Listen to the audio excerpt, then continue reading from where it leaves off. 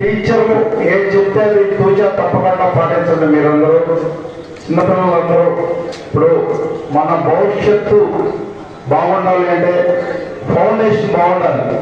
మన స్కూల్ డేస్లో మనం ఏది నేర్చుకుంటామో అదే పెద్దయినాక మనం నడిపిస్తుంది.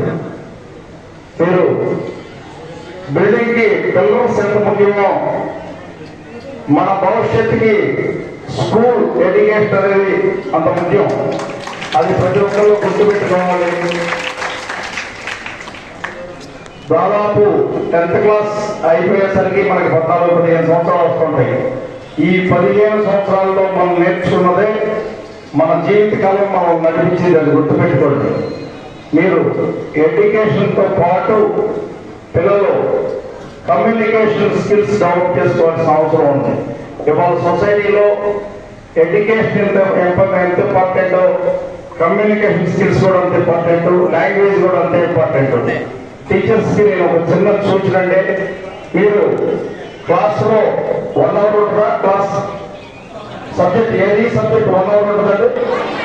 45 minutes. 45 minutesలో మీరు సబ్జెక్ట్కి 40 minutes కేటాయించి ఒక 5 minutes జనరల్ నాలెడ్జ్ కానీ కమ్యూనికేషన్ స్కిల్స్ కానీ కేటాయించాలని సూచిస్తున్నాను.